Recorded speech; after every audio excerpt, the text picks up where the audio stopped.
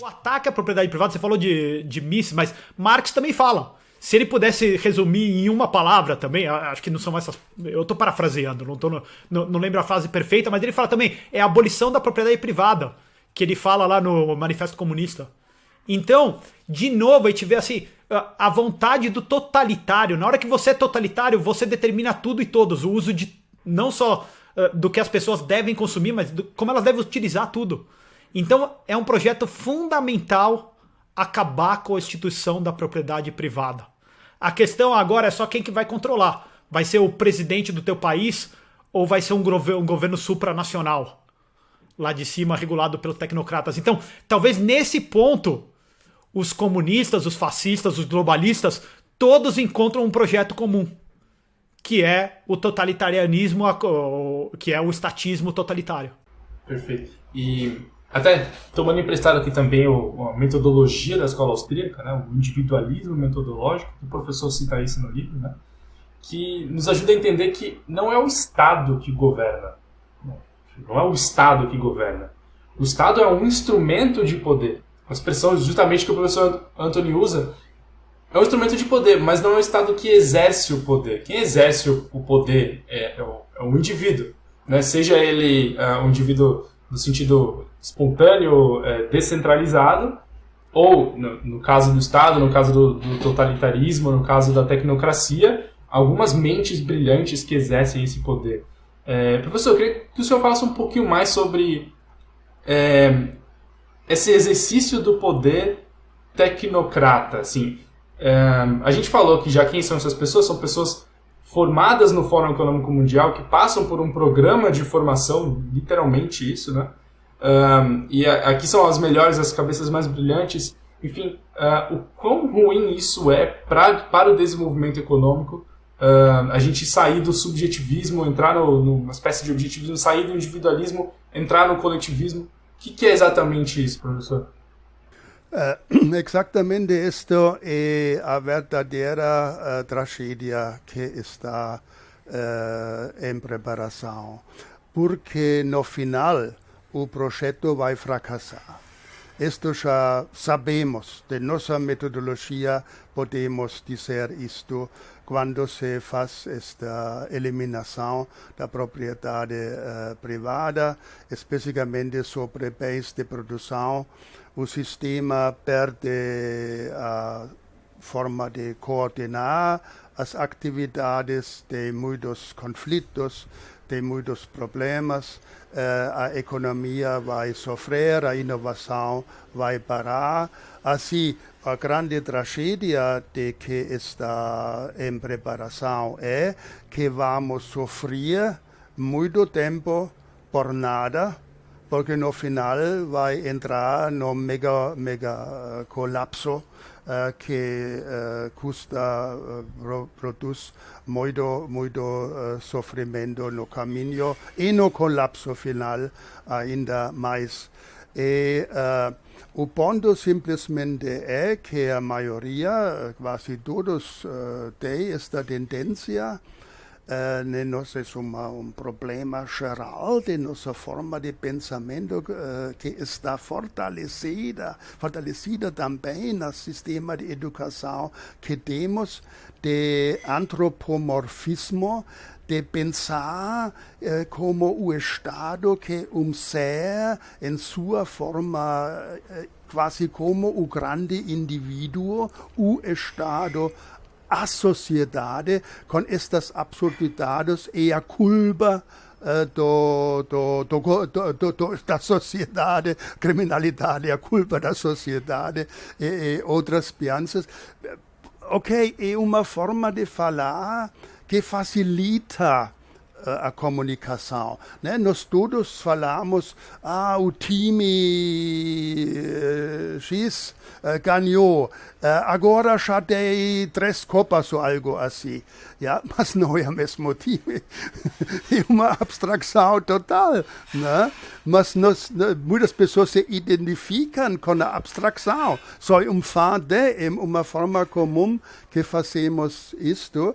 Assim, realmente precisamos uma forma de educar também pessoas sobre a praxeologia. Acho, por exemplo, se conseguíamos de popularizar o pensamento praxeológico, especificamente esta ideia que só seres humanos individuais agem, que mesmo o governo não existe. Também como, não, também falamos, não são os americanos e o governo também já é errado, porque dentro do governo também diferentes indivíduos, etc. Assim, esta forma de deixar por fora estas falsas abstrações que são tão comuns usar, que especificamente com as mídias, quando falamos sobre história, assim país, povo invade o outro, e todas estas ideias são tão fortes nas cabeças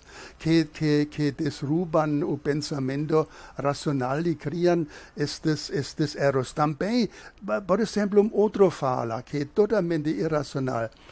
Clima mundial. O clima mundial não existe. O clima aqui em Aracaju é bem diferente do clima de Boston. São os agregados, né? Sim. E um outro ponto, né? Eu posso observar como evento físico o tempo. Hoje tem sol ou tem chuva, mas o clima já é uma construção estatística. Ja? Assim, como economistas sabemos, na verdade, mais sobre este problema que se chama climatólogos. Né? Não esquecer, climatologia, a ciência, é recente. Ele está criado pela política. Nos anos 60, ainda, as grandes universidades não tinham nenhuma climatologia, nenhum climatólogos. Eram da meteorologia, eram da física, eram da geologia, todas estas coisas. E agora chegam, também impulsado das Nações Unidas, grandes projetos de pesquisa do clima. Se nomeia, eu sou climatólogo. Ja, mas agora se trabalhou como nós estamos nesta área, sabe onde estamos nesta área? Hoje em dia, 2023, na situação como foi a econometria nos anos 50. Onde também tinha estas ideias totalmente absurdas que podemos modelar a macroeconomia e prognosticar. Ja, também receberam muitos recursos. Vários economistas se tornavam multimilionários para oferecer seu programa. Mas se notou, no mínimo, todos os modelos quebraram em 73, com o primeiro choque de petróleo, e foram abandonados e não tem mais esta relevância. Também temos estas absurdidades quase epistemológicas na discussão, que precisam muito ser esclarecidos, quase, e infelizmente precisamos constatar que o sistema educacional da creche até as universidades trabalha contra o esclarecimento, né? Não ajudam, fortalecem os preconceitos, porque facilita o pensamento, né? Estamos quase instrumento da fala econômico, né? Em vez de falar agora o X por causa de pessoa, de jogador A, chegou à final, se diz, o time ganhou. Né?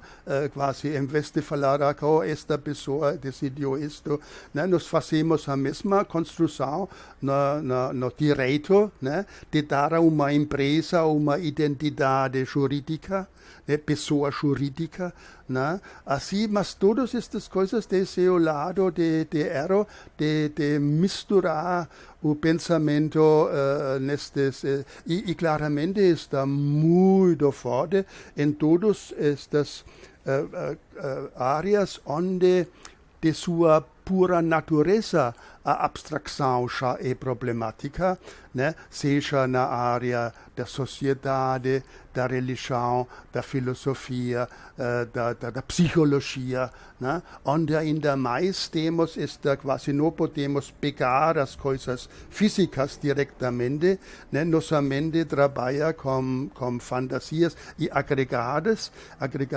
e claramente, né?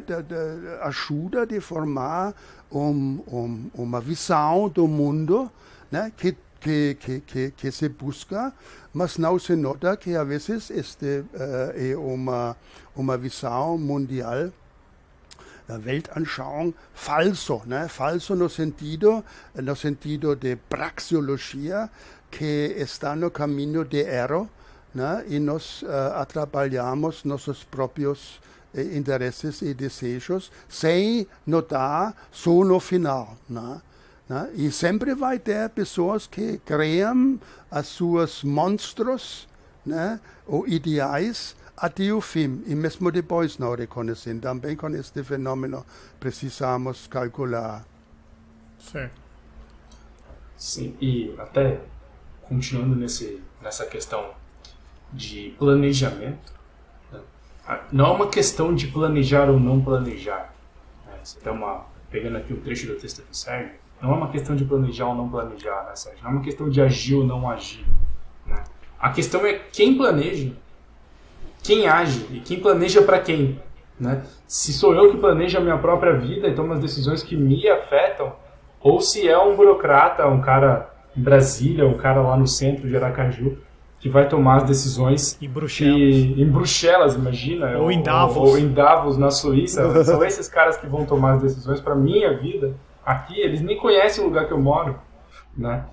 São eles que vão suportar os custos dessas decisões, ou sou eu que suporto os custos? São eles que têm que reduzir o consumo, porque eles todos viajam de jatinho de um lado para o outro, né? E a gente aqui tem que ficar andando apertado em ônibus elétricos, né? A gente anda em ônibus elétricos que já, sei lá, em Paris não faz muito tempo, tem um ônibus pegando fogo nas ruas, né?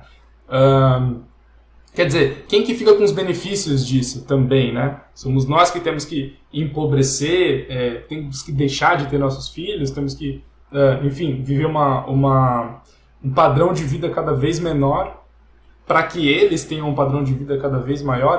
No fim das contas, a gente cai sempre nessa hipocrisia, essa demagogia total que parte do Fórum Econômico Mundial, ou dos sovietes, ou enfim, de todos esses planejadores centrais que acreditam ter as melhores soluções para os problemas coletivos e que nós não somos capazes de tomar essas decisões porque a gente não tem o conhecimento, nós não somos cientistas, nós não conhecemos a ciência, etc, etc, não somos intelectuais o suficiente. É uma demagogia total, no fim das contas, é isso, né? Não, com certeza. E eu acho que, como o professor Otter falou, assim, em muitos sentidos, existe toda uma ideologia, um argumento, uma retórica por trás disso, mas é um projeto de poder político no final do dia que a gente está falando aqui. E o que eu tenho visto, tanto nos Estados Unidos quanto no Brasil, algumas pessoas não entendendo que assim, existe esse grupo de globalistas, existe esse grupo do World Economic Forum, e eu acho que a gente não precisa identificá-los no DNA de cada uma dessas pessoas. Eu acho que o importante é a gente entender que isso está acontecendo. Alguns nomes a gente consegue citar, falar quem são, mas a gente não precisa saber todas as pessoas que estão por trás disso. Agora, o que eu vejo, e às vezes me assusta, tanto nos Estados Unidos, que existem outros grupos que também são outros grupos do mal, vamos colocar assim, ou que são oposição a isso e também tem os seus próprios projetos totalitários. Então, por exemplo, a China mesmo tem o seu próprio projeto totalitário, mas ela não está 100% por dentro do World Economic Forum, né? A gente pode dizer outras várias facções. Então a gente entender que quando essas duas facções estão brigando, e talvez tiver uma que a gente não gosta mais, porque de vez em quando até o próprio Lula no Brasil, ele fala alguma coisa que vai em contra o World Economic Forum. E daí o que eu vejo no debate, muitas pessoas que são contra o World Economic Forum, daí defendem o World Economic Forum porque eles odeiam o Lula mais do que o World Economic Forum. Então, São dois bandidos brigando. A gente tem que entender, então, qual que é o motivo que está acontecendo por trás, né? Então, um ponto que eu vejo, que até o professor fala no artigo dele, que é assim, a gente tem que se opor ao World Economic Forum. A gente tem que se opor às ideias do World Economic Forum, mais do que tudo. A gente tem que se opor a toda essa ideologia do World Economic Forum, né? E talvez a gente esteja num momento hoje, Samuca, que mais do que nunca ele está separando, assim, é a pessoa que tá red pill, que tomou a pílula vermelha, usando a analogia do Matrix, ou não tomou. Então a gente vê, inclusive, libertários que não tomaram a pílula ainda e não acham que isso é o fim do mundo. E a gente vê pessoas, às vezes, da esquerda que tomaram essa pílula. Então, por exemplo, assim, o Glenn Greenwald, que é um jornalista claramente de esquerda, ele vai em contra o World Economic Forum porque ele vê todo esse totalitarismo... Me pronunciei correto, Samuca? Totalitarismo que está acontecendo. A gente vê agora o Bob Kennedy Jr., que vai tentar concorrer, vai tentar desafiar o Biden pelo Partido Democrata. Também com uma pegada totalmente contra esses movimentos globalistas, esses regimes totalitários. Então, acho que a gente entender, então, a pessoa tem que cair a ficha que isso está acontecendo. Então, acho que parte do nosso trabalho também é comunicar as pessoas, como a série de artigos do professor Anthony, ou até mesmo o livro dele no alemão que ele está traduzindo para o inglês, assim, é realmente chegar a isso, as pessoas entenderem que está acontecendo isso daqui, né, Samuca?